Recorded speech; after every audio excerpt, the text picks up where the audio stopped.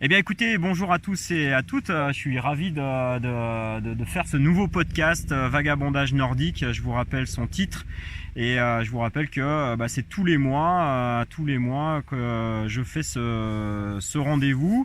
Le principe c'est d'avoir un invité de la marche nordique, professionnel ou pas professionnel, en tout cas passionné de la marche nordique.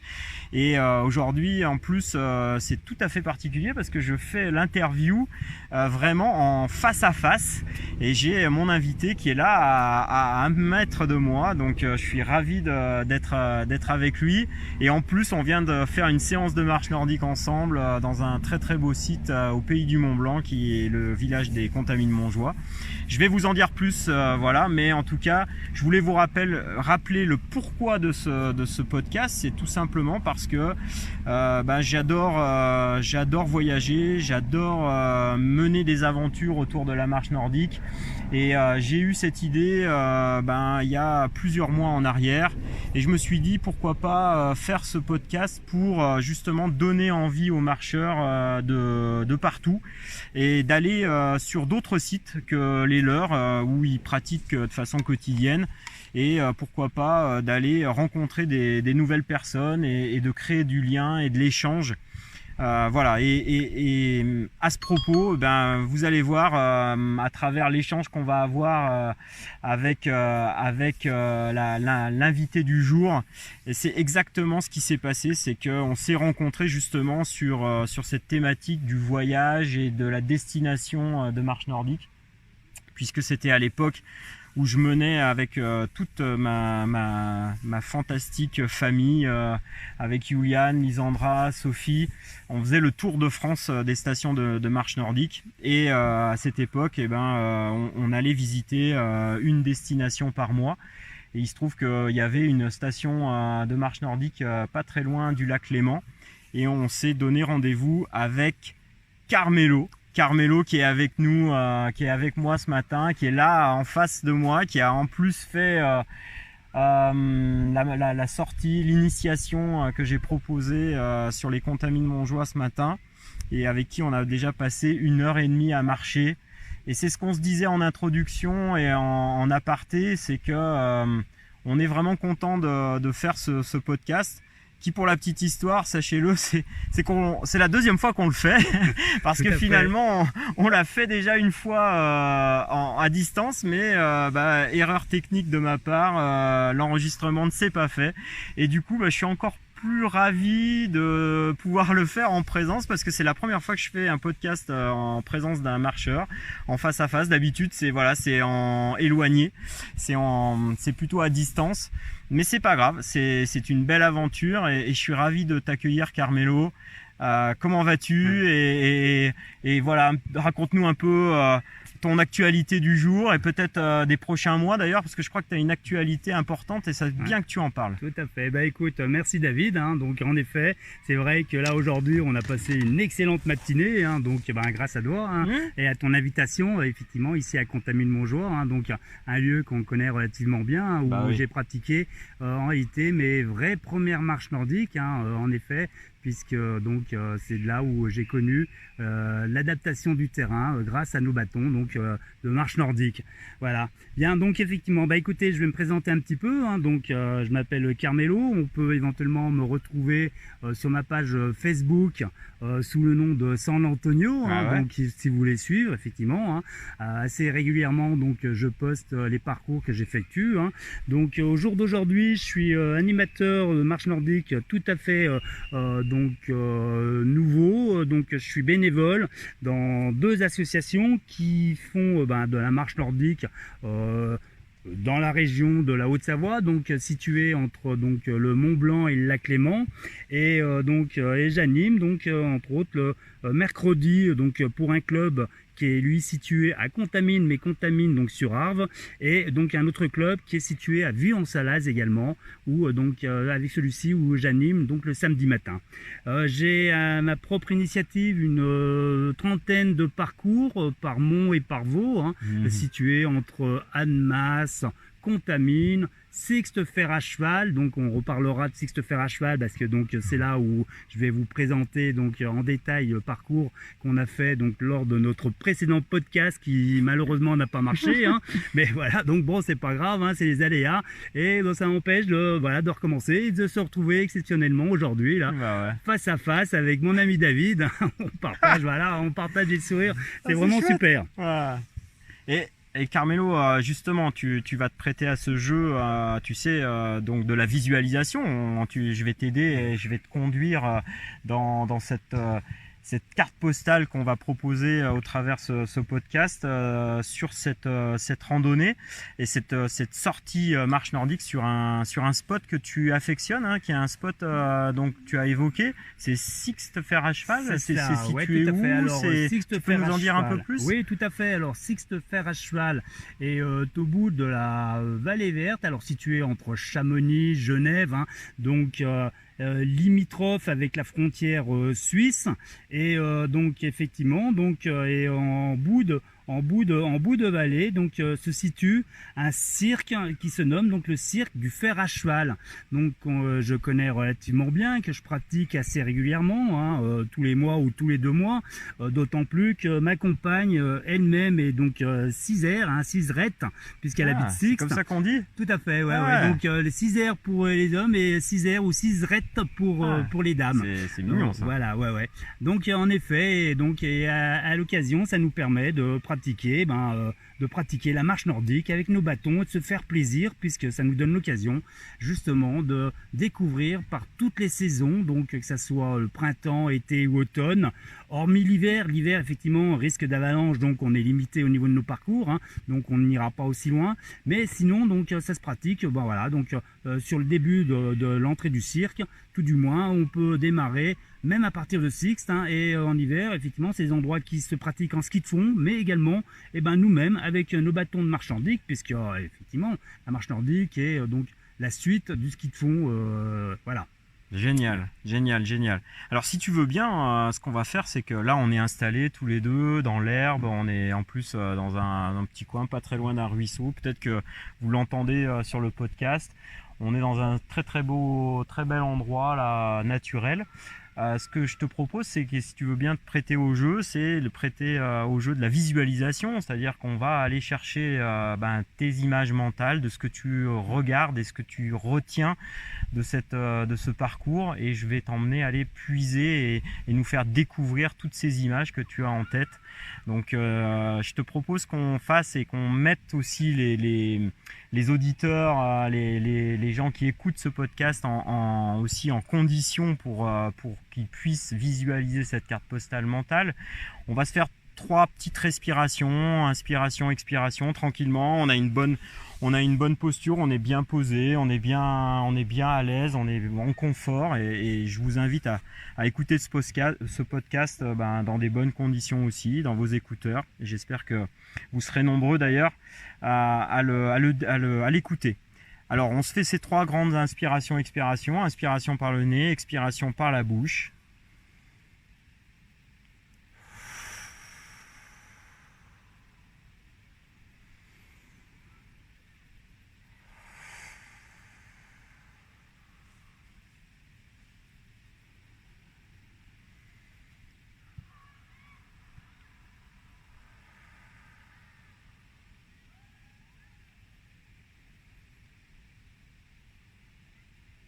Alors Carmelo, si aujourd'hui tu dois nous décrire ce que l'on voit dans ce parcours, tu le parcours toutes les saisons, tu l'as dit, ça veut dire que certainement il y a beaucoup de choses qui évoluent au fur et à mesure des saisons où tu parcours ce circuit. Est-ce que tu peux nous dire un petit peu ce que l'on voit en termes de panorama, en termes de paysage, de sentiers? Est-ce que c'est des petits sentiers, du grand sentier?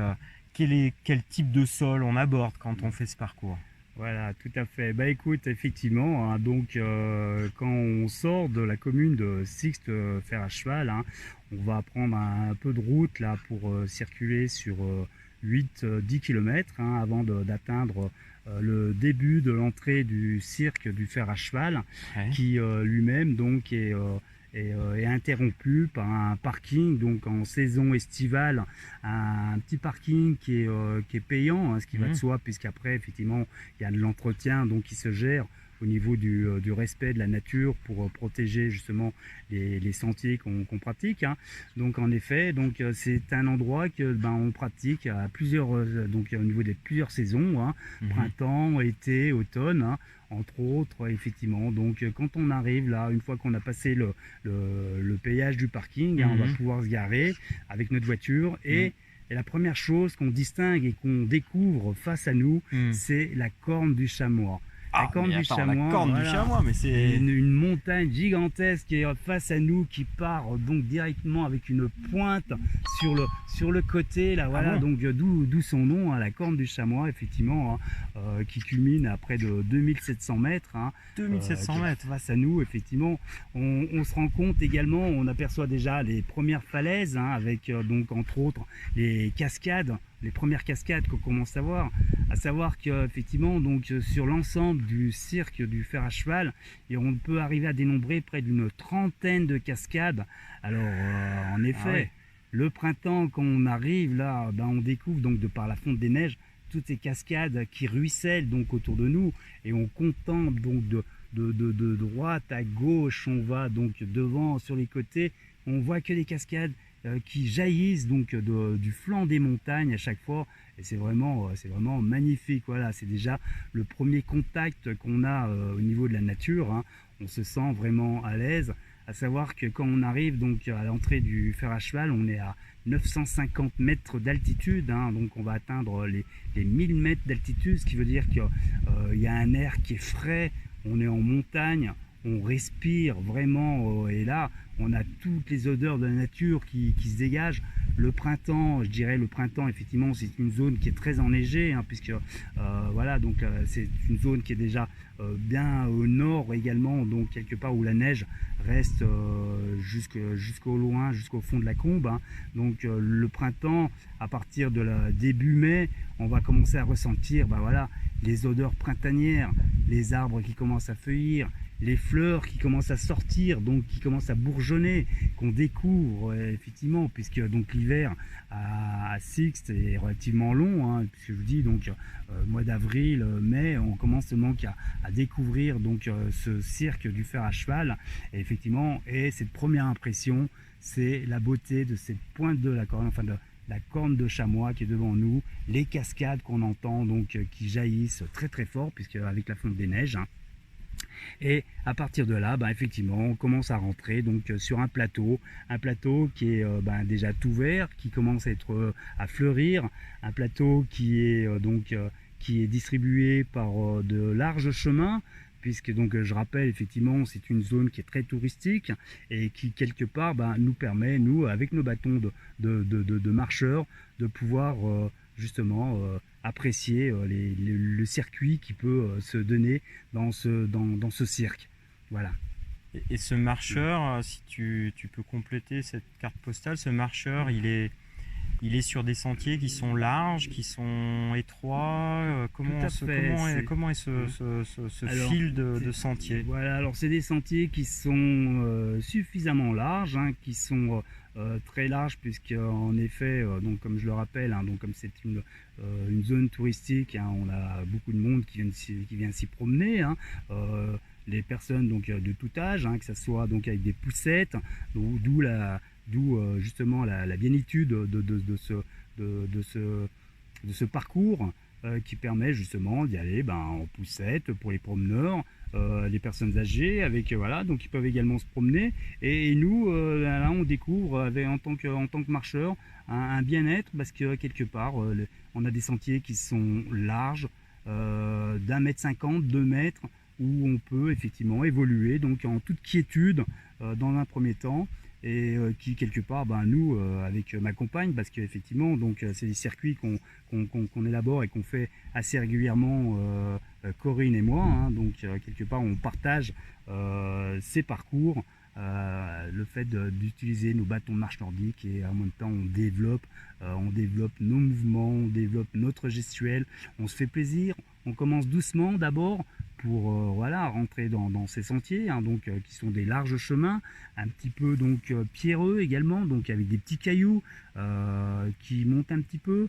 On va entamer notre parcours avec dans les 500 premiers mètres à gauche, on va découvrir un petit lac tout vert qui quelque part avec le soleil qui se lève au fur et à mesure, on va voir le flanc de la montagne se refléter dans ce lac. Et là aussi c'est magnifique parce que voilà, on voit un lac et on découvre le flanc qui est en face de nous qui se reflète sur ce petit lac. Voilà, c'est vraiment merveilleux et magnifique à découvrir, et à chaque fois on rend compte du bonheur, puisque c'est un vrai plaisir de découvrir la beauté de cette nature. Voilà. Donc, et là je vous parle que du printemps.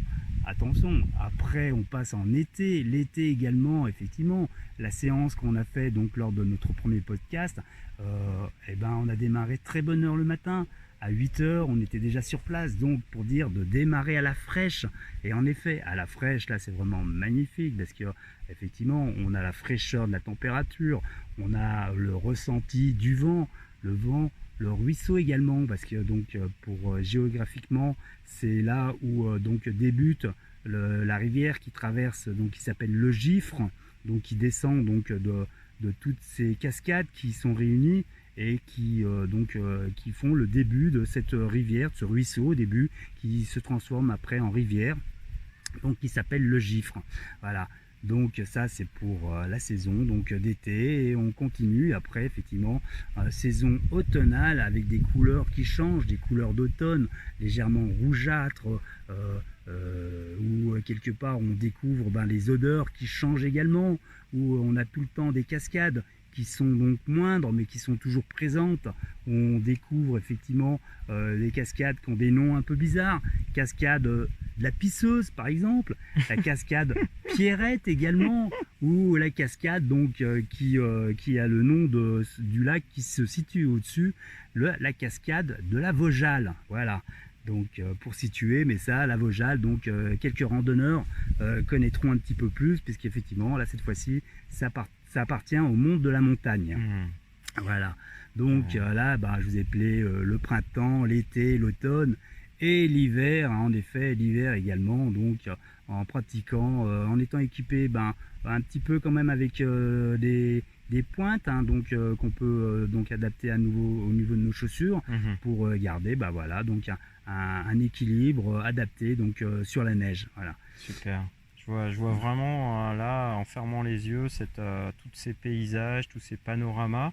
Est-ce que tu peux nous rajouter, là, si tu te concentres sur l'écoute, sur la partie son de cette carte postale, quels seraient à la fois les bruits que tu retiendrais, et quels seraient aussi les mots que tu peux entendre dans les groupes que tu accompagnes lors de cette sortie, peut-être que tu peux faire avec un groupe? Quels sont les mots que les gens peuvent évoquer à la vue de tous ces beaux paysages que tu viens de nous décrire?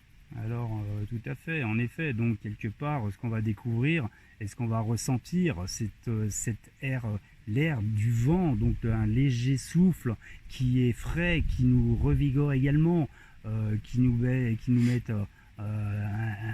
en bon en point. Voilà, donc on est vraiment cet air frais qui nous fait du bien. Hein, que je disais, là on démarre en été à la fraîche pour justement avoir un ressenti de ce petit courant d'air là qui nous effleure le visage, qui nous effleure la peau.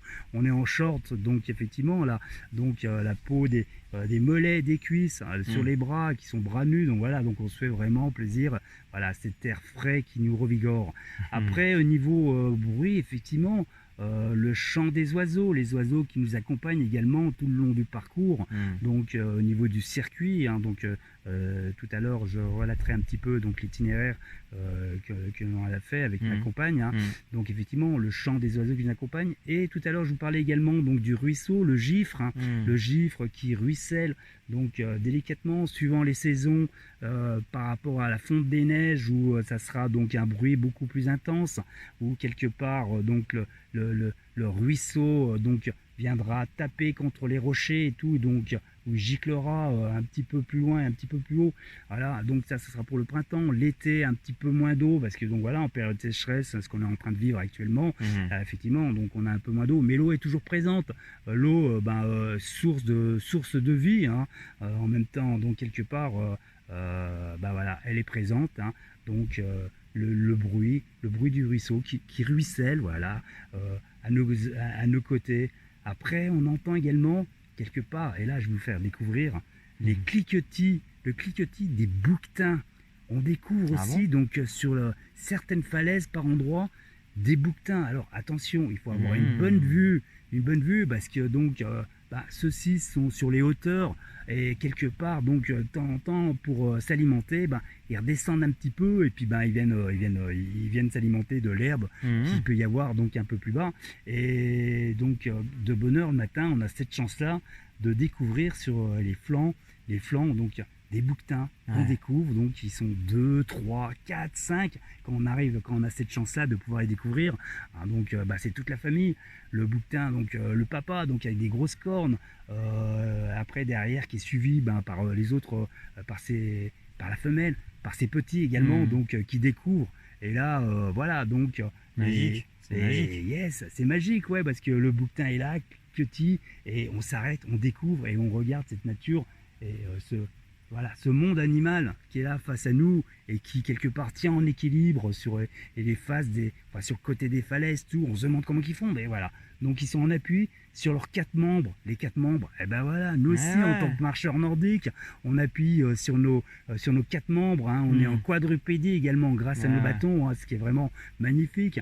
Et là, effectivement, on découvre la beauté de la nature.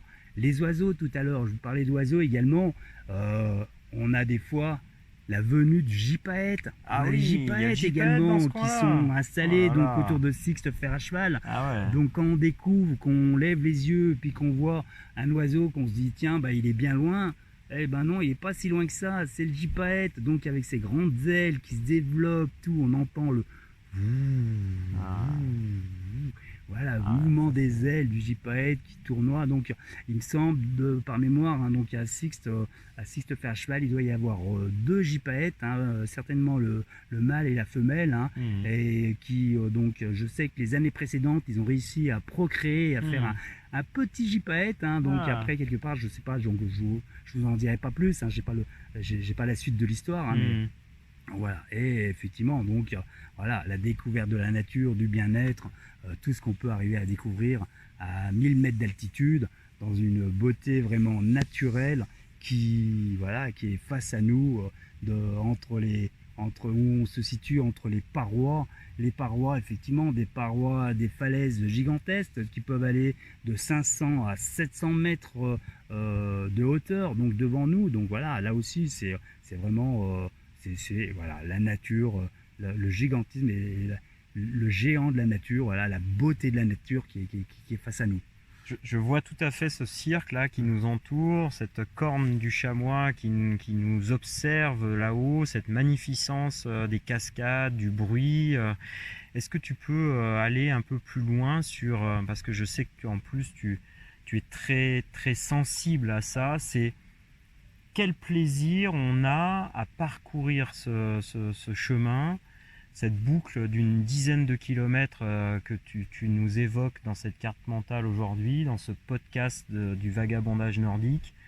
Quel plaisir on a et quel ressenti tu arrives à avoir, à te procurer en poussant sur tes bâtons, sur ce chemin. Qu'est-ce que tu retiendrais là en quelques mots de tout ça? Déjà avant tout un bien-être et un plaisir donc corporel, un plaisir donc dans ce ressenti, hein, une vraie joie de bien-être. encore plus le fait d'être accompagné et donc avec ma compagne, hein, donc Cisrette, et qui quelque part, grâce à la marche nordique, lui permet de découvrir cet endroit qui est pas très loin de chez elle et qui quelque part, voilà, donc on le ressent, on ressent un bien-être, du bonheur qu'on partage également de par, voilà, de par ce cheminement sur ces sentiers, qui nous permet déjà de démarrer progressivement, d'être à l'écoute de la nature, de se sentir bien, partager, voilà, partager de la vie, du bonheur, qui quelque part, mieux que ça on peut plus, parce que voilà, on est vraiment au top et au bien-être de soi-même. Ça se voit tout à fait sur ton visage quand je t'ai posé cette question. Là, on a tout de suite vu ce sourire s'illuminer, oui. Carmelo, tes yeux s'ouvrir, tout ce rayonnement là que tu as à se ressentir, cette joie de marcher sur ce parcours. Donc, on va retenir ça. Tu peux aller aussi sur ce sens qu'on a aussi de sentir. Alors tu as commencé et tu as beaucoup évoqué de choses sur les fleurs, mais quelles sont les sentures?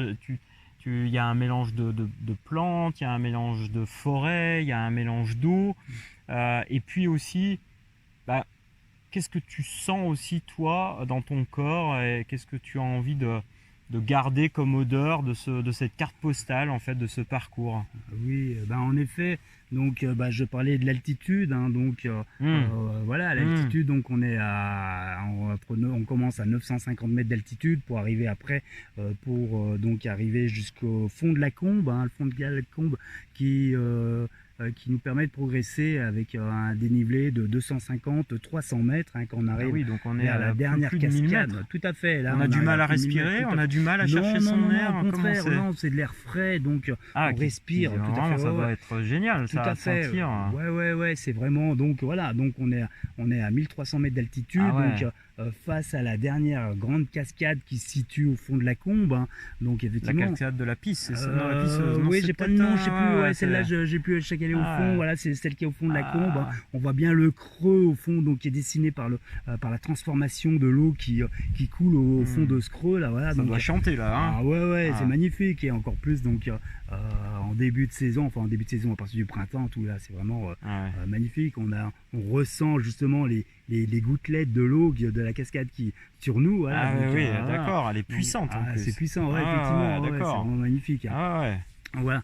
Donc effectivement, alors les odeurs, donc c'est pareil, hein, on est entre feuillus et sapins. Donc quelque part, on découvre les odeurs donc des feuillus qui sont autour de nous, de l'herbe le matin qui est humide. Donc on a les odeurs de la rosée qui également qui est là présente donc sur le sol.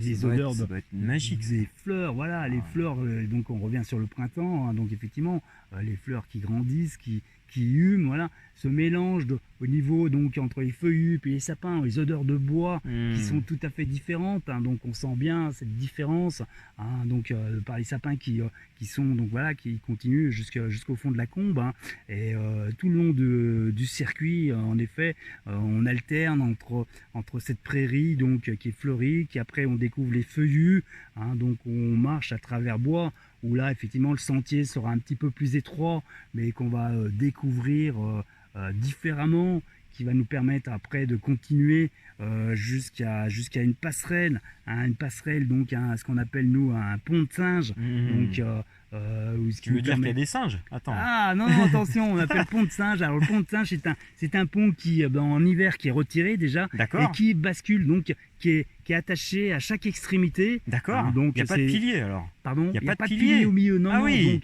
c'est complètement libre. Disons, il y a des planches avec on a quand même des sécurités de chaque côté avec des filets, hein, donc malgré tout, et c'est des petites planches où on marche dessus, et puis le fait qu'on a un ressenti donc de balancement par dessus, donc il y a ce ça pont doit être de singe. extraordinaire. Voilà, donc bon, en réalité, c'est pas très long. Non, non. Elle fait une cinquantaine, 30, 40 mètres de long. Hein. D'accord. Donc voilà. Mais voilà, pour ceux qui n'ont pas le pied marin, je dirais presque. Voilà, non, pied marin ou pied montagnard, Ouais. effectivement. Arrivé à un moment, quand on est au milieu, si on se laisse un petit peu aller, il peut y avoir un basculement. Hein, donc ça fait l'effet de balançoire, ça de monte, ça rebond. descend, de rebond. Ouais. Donc ça, Ah mais alors c'est vrai. attends, ça c'est très proche de la marche nordique parce que quand on marche, on a cette sensation Tout de à fait. monter, descendre, de rouler, enfin de. Yes. Ah, ça c'est génial Ouais, d'avoir ouais, ce tout à fait. ressenti là pendant Alors, ce parcours. Voilà, C'est ce magique, ressenti magique. qu'on a, voilà, donc et ça c'est quand on arrive en direction du fond de la combe. D'accord. Voilà, donc on doit impérativement, si on veut faire le tour si on veut faire le circuit, on doit passer par ce pont de singe. Ah. Donc voilà, le pont du fond de la combe. Hein, et c'est vraiment des effets qui sont au niveau sensoriel qui sont vraiment magnifiques parce que on retrouve, comme tu dis David, on retrouve ce phénomène donc voilà de remontée du corps hein, donc ouais. dans notre mouvement Ouais, quand ouais. on pousse bien sur notre bâton, la propulsion, hein, ce ressenti d'élévation du corps Oui. et puis effectivement voilà, ça et doit on être est là. magique. Et effectivement et puis on va de l'avant voilà donc c'est vraiment super, magnifique. Et je sais que tu adores la vie et tu adores aussi tout ce qui est bon dans l'assiette. Tout ce qui et ça c'est je pense vraiment un élément assez puissant que de s'intéresser quand on fait de la marche nordique à ce qu'on mange. Et moi aussi je suis comme toi un fin et en tout cas j'essaye de faire attention à tout ce que je mets dans mon corps en mangeant. Qu'est-ce que tu garderais en bouche comme goût? Est-ce que c'est un goût plutôt salé, sucré-salé? Qu'est-ce qu'on garde en bouche quand on a fait ce parcours là dans ce cirque de six fers à cheval en forme justement de fer à cheval et dans ce cocon de nature qui est préservé? Qu'est-ce qu'on va garder comme goût à la bouche? Alors tout à fait, tu as entièrement raison de parler de sucré salé parce qu'effectivement c'est cet élément qu'on retrouve donc en soi, cette découverte d'appréciation par rapport au parcours où on établit, où on marche. Et à un certain moment on va donner un petit coup donc pour avoir un petit goût salé, donc on va transpirer, on va le sentir on va le sentir nous-mêmes et par d'autres moments on va relâcher un petit peu, on va retrouver ce goût sucré justement de délectation. Alors je sais pas si le mot est bien français, hein, voilà, on va délecter, on va se délecter donc, en tout cas. Voilà, donc effectivement, donc un goût sucré salé, c'est le ressenti que je peux arriver à partager donc sur l'ensemble de ce parcours. Voilà, donc, ça c'est je pense un très bon moyen de finir en beauté sur ce parcours et moi je garde vraiment cette carte mentale là, cette carte postale que tu viens de nous offrir au travers ce podcast où on se sent vraiment, et on le disait en introduction ensemble, on se sent marcher vraiment au naturel et marcher de façon naturelle. Et je pense que c'est ça aussi le sens même de la marche nordique. Et je sais pas ce que tu penses de ça et qu'est-ce que tu aimerais encore partager avec nous. Je sais que tu vas dans pas longtemps, et parce que tu adores partager. Oui. Tu vas avoir un moment de rendez-vous en Haute-Savoie. Est-ce que tu peux nous évoquer ça et peut-être justement voir un petit peu ce que tu as envie de proposer pendant ce rendez-vous? Oui, tout à fait. Écoute, merci David de me le rappeler. Donc en effet, au niveau de l'actualité, depuis quelques semaines, en collaboration à des amis que nous avons en commun avec David, nous nous sommes projetés de présenter ou de faire une rencontre de passionnés de la marche nordique, ou plus exactement, j'ai mis en place une rencontre de club de marche nordique qui s'établit dans notre région, qui sera sur le plateau du Semnoz, au-dessus d'Annecy, où on aura le plaisir de se rencontrer avec des clubs qui seront de Pont-de-Beauvoisin, entre autres, pour situer un club qui est en Savoie, un autre club Post-Turco, le club d'Isabelle Borin, dont nous connaissons très bien David et moi. Bien sûr. Donc Isabelle fera partie, donc elle participera donc à cette rencontre. Et d'autres clubs, je me suis permis de prendre contact effectivement donc avec une dizaine d'autres clubs en Haute-Savoie pour justement nous retrouver sur le Semnoz pour une rencontre de clubs. Donc en effet, on sera pour l'instant, on a une trentaine.